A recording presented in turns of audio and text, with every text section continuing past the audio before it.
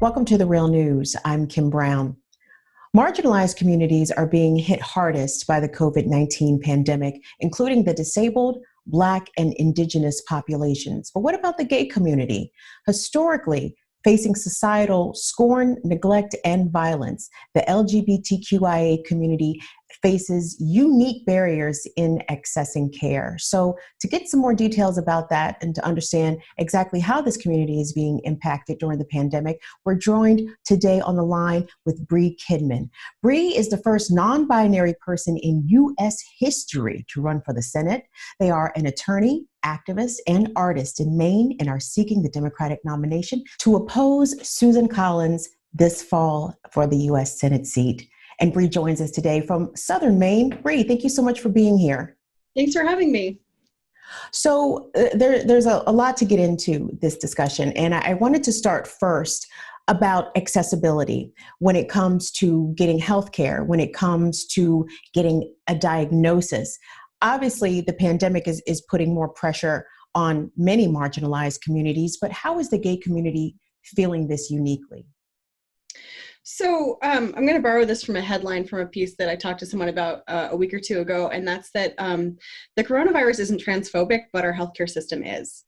So the 2015 U.S. Trans Survey gave us some really devastating statistics about trans people in particular and their access to healthcare.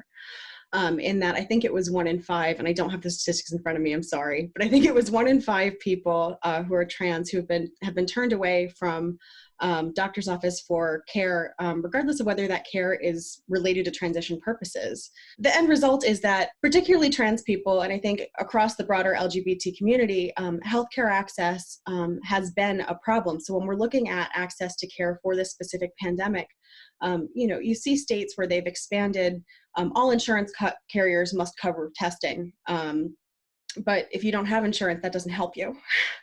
In addition to just animus-based provider discrimination or, provider discrimination based on lack of knowledge. Like we see people who get denied care because doctors don't know how that'll interact with hormones. Like, and these are standards of care that have been out for a long time. Like WPATH has been available. But there are a lot of medical professionals who would just say, no, I don't treat people who are like that and kind of are skittish about it. And that's not to say that everyone is, but when we're talking about discrimination, this is a population of people who already face a high barrier of care for even, basic healthcare services. So we see concerns about just going to the doctor. Like I think it's 1 in 3 trans people have avoided going to the doctor, for regular care. So kind of a hesitancy about receiving medical care, but also reluctance on the part of the provider, and also a darker realm of thinking that I hesitate to even say out loud because it makes me anxious that I might bring it into existence by saying it. But the idea that, guidelines about prioritization for things like ventilators notably doesn't include discrimination on the basis of gender identity. So there aren't protections in place for the trans community when we're talking about like decisions that are life and death in this crisis being made. And I want to apologize because I did not mean to conflate the gay community and the trans community. I know they're under a big umbrella together, but the issues are very different and unique. So let me apologize for conflating the two.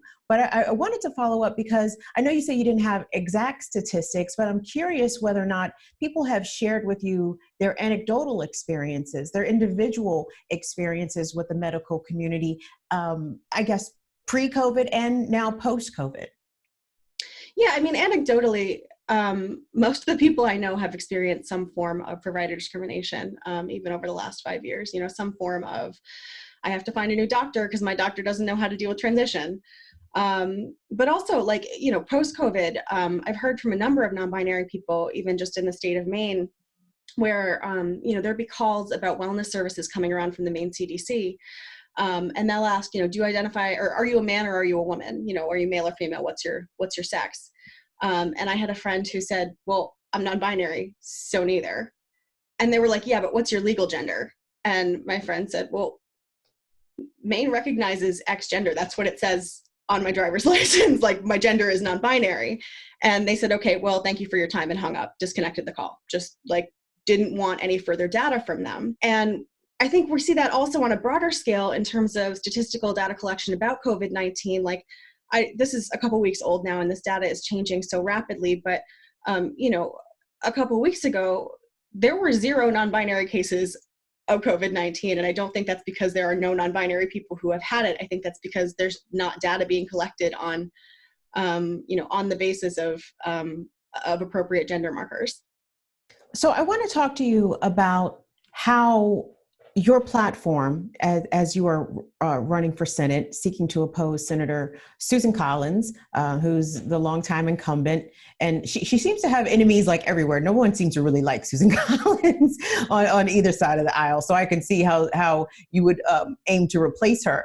But on a federal level, what can be done federally to ensure and guarantee the civil rights, the right to access for equal treatment by the medical community for gay, trans, and non-binary people? Well, so a couple, and there's a couple different routes that I could take with this, but the one that, is kind of closest to me personally is we need representation at a federal level. The proportionality of even, gay and lesbian and bisexual legislators is well below that represent, or a figure that represents the general population. And there has never been a trans person in either the House or the Senate. There have been studies that have shown that having an LGBT person just in the room of a legislative body makes that legislative body more likely to pass legislation that is friendly towards LGBT people and less likely to pass discriminatory legislation against LGBT people. And I think that's because when legislators have to look someone in the eye before taking away their rights, it gets a little bit harder to do it. So I think one of the biggest ways to get more legislation that is helpful for LGBTQ people is to let us make the legislation. That said, I would be remiss if I didn't say that Medicare for All would also go a long way for this. If we had universal health care, if we weren't wrestling with insurance companies and all the different corporate sets of values that come with different insurance providers around, how we receive and get care paid for, if it was kind of a blanket, everyone gets care, then I think it gets easier to address different disparities of care because we're at a baseline where everyone gets care. And so now the standards of care are, we assume everyone is going to be taken care of. How do we make sure that all of these different groups who have had disparate or health disparities are cared for appropriately? I think standards like WPATH and, kind of that greater awareness, could it be implemented in the current healthcare system? Yes. Should it be implemented in the current healthcare system? Yes. And also, if we're not also wrangling with health insurance companies to figure out how the care is going to be paid for or what care each kind of person is worthy of receiving based on the tier of health insurance they get, it makes it a lot easier to make those decisions based on the well-being of the individual and not on the profit motive. Having a program like Medicare for All, creates opportunities to kind of codify anti-discrimination provisions that have kind of been under attack. Like with the Affordable Care Act, we've seen the Trump administration repeatedly try to walk back protections on the basis of gender identity. And I think also sexual orientation. So we've seen, those protections kind of get poked at and chipped away at, even if not necessarily kind of followed through on that destruction. And I think when we have a baseline that is everyone receives care, no matter who you are or how much money you have or what plan you have, everyone is going to get the healthcare that they need. I hate to hop in here because I wanted to ask you about Medicare for All, because as proposed by Senator Bernie Sanders, his Medicare for All proposal includes transitional surgeries for trans people and also access to mental health services for people who are going through that transition. And it seems as if opposition to Medicare for All, perhaps by the Democratic establishment at large, not necessarily the progressive wing that Bernie Sanders represents, I mean, it could be perceived as homophobic, because their opposition is to this is going to specifically harm not just the gay and trans communities, but Black community as well, a group of people who have historically been denied access, equal access to healthcare treatment and testing, et cetera. Is it homophobic that Medicare for all is not being adopted by the Dem establishment?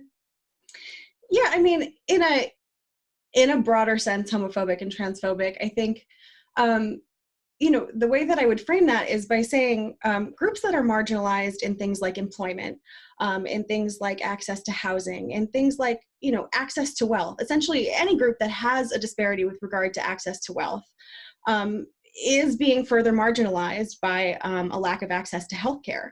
And so when we look at legislators who oppose Medicare for all, we're looking at people who don't actually want to close those disparities. Those healthcare disparities are going to exist for as long as healthcare is tied to profit and access to wealth. You're talking about, institutional systemic issues and barriers that have been placed against entire communities really since the inception of this country. It's only now that we are finally starting to, flicker awake a little bit with how we view the value of bringing everyone and making sure that every person in this country, undocumented, regardless of the race, sexual orientation, et cetera, that people have access to basically what we pay for in America.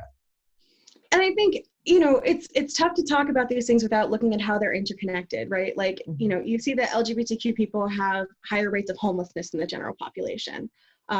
You see that mass incarceration impacts, access to future earnings. All of these different things relate to one another. And so in a society that bases your access to healthcare on your access to wealth, any of these different factors that impact access to wealth are necessarily going to impact access to healthcare. And particularly now where we're waiting for the Supreme Court to come back on whether you can discriminate against someone for being LGBTQ in the workplace, that disparity stands to actually get even more stark without a universal healthcare solution. I wanted to ask you about mutual aid in the time of a pandemic, how many marginalized communities are reaching out, engaging with one another, helping one another access food, medicine, a variety of essential needs that people rely on in order to survive. And the gay and trans community is obviously no exception to that. But honestly, between gay and trans communities, they have really set the bar for reaching out and helping one another, because oftentimes people in positions of governmental authority were not accessible to them or not responsive to the needs of those communities. And there were and are laws still on the books that actively discriminate. So talk to us about the role that mutual aid and grassroots organizations are playing at this pivotal moment right now. Yeah, so if there is kind of a silver lining to the cloud of, existing disparities that disadvantage LGBTQ people in this pandemic, I think that silver lining is that we've always had to care for our own. We have, a long and storied tradition of grassroots organizing, of coming together to care for our community, of, building those networks to be supportive networks. To some extent, some of that infrastructure is already built for us. And so, we see that with those connections that exist, right? Like you have community centers, you have community health centers, you have, support groups, and kind of in a lot of cities, I mean, at least in the Portland area where I live, like there are already kind of those online communities and also kind of networks of people who are used to gathering to support one another as society fails to meet our needs. And so that continues on through this. I think those networks are a little strained, like more strained than they would normally be, because everyone is under a lot of strain right now. But I think the fact that those things have always existed is kind of a resiliency that that we have to leverage during this time, because connecting with your neighbors and making sure that your friends, your neighbors, your community have what they need is something that we have always had to do. So let's talk about the politics of the race right now. You are in a race for the U.S. Senate. It should be an interesting fight there in Maine. You have a number of different opponents, and on your Facebook page, you took a shot at one of your opponents, Sarah Gideon, in a post that she made about, COVID-19. It included a link for donations to her campaign. If you could share with us what your campaign and what you have been doing to outreach to people and to help people during this very just unusual and critical time period that we find ourselves in. Yeah, so from the start of this race, really, even one of the reasons that I am running, or that I'm doing this, is the idea that it is normal and expected to spend millions of dollars on advertising and millions of dollars on acquiring donor lists to get more money. And the idea that how much money you have and how much money you spend on objects that will ultimately be worthless at the end of the campaign, that is how we judge viability, and that's how we judge the strength of a candidate. Like, that makes me sick. I can't stand it. And I wanted to change it. I wanted to be the kind of candidate that I had hoped to see. So I said, okay, how do we do that? And so from very early in this campaign, our plan was always to use kind of the seed money that we had gathered, which was less than $10,000, which is not a lot, but it's not nothing. So to use that money to have fundraisers for local charities all over Maine, in hopes that just doing good things in the community and having people talk about those good things, like that doing good speaks for itself and is more powerful than another TV ad that says nothing. And so as this crisis kind of unfolded in Maine, I realized pretty quickly that I couldn't have a whole bunch of in-person fundraisers. And also I realized pretty quickly that there was going to be a need for direct support. And so what I did was I signed up to be involved with a couple of mutual aid projects in my community. In doing so, basically what we've done instead of holding these fundraisers is use our campaign funds to directly provide for people who are struggling. So I've done a bunch of grocery runs for people who can't go to the grocery store because they're immunocompromised or otherwise, struggle with transportation and can't buy groceries. So I've just gone and picked up groceries for them. I've sent grocery cards to people who are having difficulty because they're out of work. And essentially, we're just using the funds that we have to provide for people. And the thing is, like, yeah, I can go a pretty long way with, I think it was around $6,000. But like, can you imagine if these campaigns who had millions of dollars put even like $100,000 into this, how much further it would go? They're making these videos saying, we're solving this crisis, we're in this together, but they're still asking you to give you their money. They're not giving anything back to you. And I think that's disingenuous. And frankly, I think it's gross. Like, why would you trust someone who comes to you with their hand out when, such a huge percentage of our population is unemployed and struggling right now? I think that the fact that that's the norm, that's what we expect from our elected officials is one of the biggest problems with our political system today. And I think we're at a point now where, this is a cheesy old quote, but like a big and important thing is to stop asking what your community can do for you and start showing up for them. So we've tried really hard to model that with what we're doing, and I hope to be able to continue that as the campaign goes on. Bre, just to make sure I heard you clearly, did you say you were using your campaign funds to buy groceries for people? Yeah, no, that's right. The FEC said it was okay.